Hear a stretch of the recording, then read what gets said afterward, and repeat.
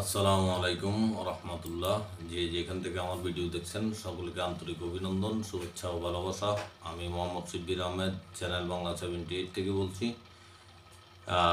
এখানে সমকালের একটি রিপোর্ট যেখানে বলা হয়েছে বিচার তাৎক্ষণিক করতে গেলে অবিচার হয়ে যায় প্রধান উপদেষ্টা।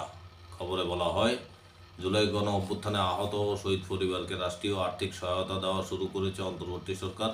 সোমবার সকালে রাজধানী তেজগাঁও প্রধান উপদেষ্টার কার্যালয়ে 21 শহীদ পরিবার ও 7 জন আহতদের মধ্যে আর্থিক চেক হস্তান্তরের মধ্য দিয়ে এই কার্যক্রমের আনুষ্ঠানিক উদ্বোধন করেন প্রধান উপদেষ্টা অধ্যাপক মোহাম্মদ ইউনূস। এ সময় প্রধান উপদেষ্টা জুলাই শহীদ পরিবার ও জুলাই যোদ্ধাদের উদ্দেশ্যে বলেন, দেশ যেন কোনো সহিংসতা ও হানাহানি না হয় সেদিকে সজাগ দৃষ্টি রাখতে হবে। তিনি বলেন, সব সময় ভাবি যাদের কারণে, যাদের ত্যাগের বিনিময়ে দেশটাকে আমরা নতুন বাংলাদেশ বলার সাহস করছি, তাদের এই ত্যাগ কোনো নিক্তি দিয়ে মাপা যায় না। জুলাই অভ্যুত্থানে আহত ও শহীদদের ইতিহাসের স্রষ্টা আখ্যা দিয়ে তিনি বলেন, আপনারা জীবন্ত ইতিহাস, মনের গভীর থেকে আপনাদের প্রতি কৃতজ্ঞতা। যে জাতি ইতিহাসকে স্মরণ করতে পারে না সে জাতি হিসাবে গড়ে ওঠে না। এই স্বীকৃতিটা জাতির পক্ষ থেকে আমি আপনাদের কৃতজ্ঞ। শহীদ পরিবার ও আহতদের উদ্দেশ্যে ডক্টর ইউনূস বলেন, আজ থেকে তারা আনুষ্ঠানিকভাবে সরকারের অংশ হলেন। এটা হলো প্রাতিষ্ঠানিক স্বীকৃতি। এর বাইরেও আপনাদের দায়িত্ব সমাজের সবাইকে নিতে হবে।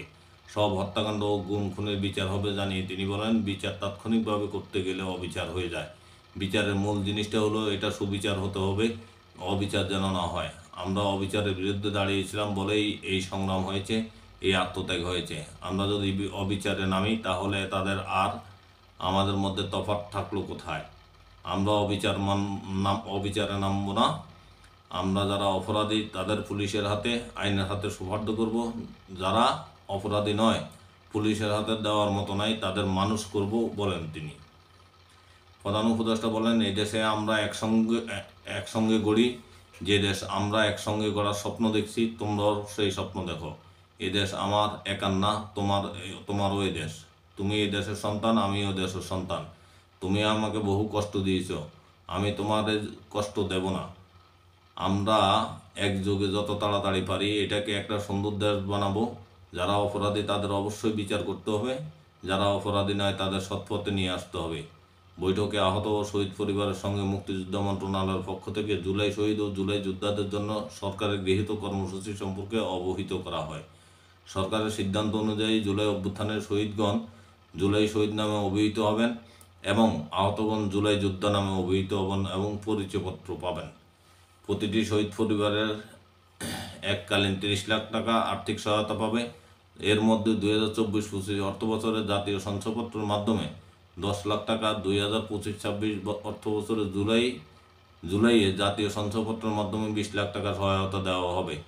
এর পাশাপাশি প্রতিটি শহীদ পরিবারকে প্রতি মাসে 20,000 টাকা করে ভাতা প্রদান করা হবে।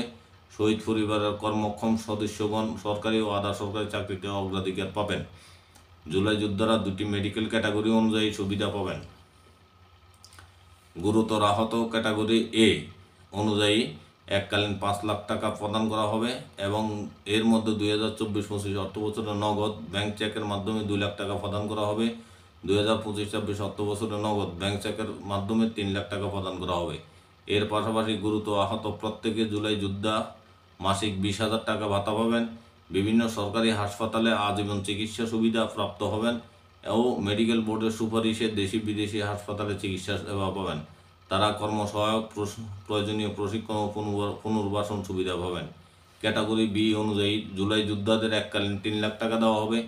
এর মধ্যে 2024-25 অর্থবছরের নগদ ব্যাংক চেকের মাধ্যমে 1 লাখ টাকা প্রদান করা হবে।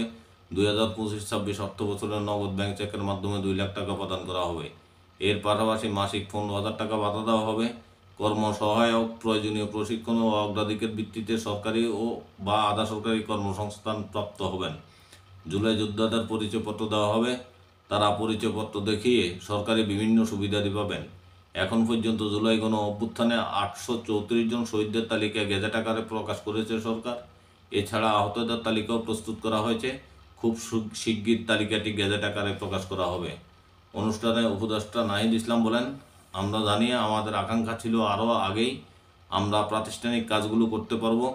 আমাদের আন্তরিকতার কম ছিল না। আমাদের প্রধান উপদেষ্টা সহ সরকারের প্রত্যেক আপনাদের ন্যায্য সম্মাননা দেওয়ার জন্য কাজ করছেন। সংকটকালীন সময়ে আমাদের দায়িত্ব নিতে হয়েছে, সে কারণে আপনাদের আকাঙ্ক্ষা অনুযায়ী আমরা করতে পারিনি। এই কারণে আমি দুঃখ প্রকাশ করছি। বৈঠকে 3টি শহীদ পরিবার ও 3 জন যোদ্ধা বক্তব্য রাখেন। তারা হত্যাকাণ্ডের বিচার ও রাষ্ট্রীয় সম্মাননা প্রাপ্তি, আর্থিক সহযোগিতা ও পুনর্বাসন সহ বিভিন্ন বিষয় তুলে ধরেন। জুলাইয়ের অভিজ্ঞতা বর্ণনা করতে গিয়ে এ সময় তারা কান্নায় ভেঙে পড়েন। এই ছিল প্রধান উপদেষ্টার বক্তব্য। ভালো থাকবেন। আসসালামু আলাইকুম।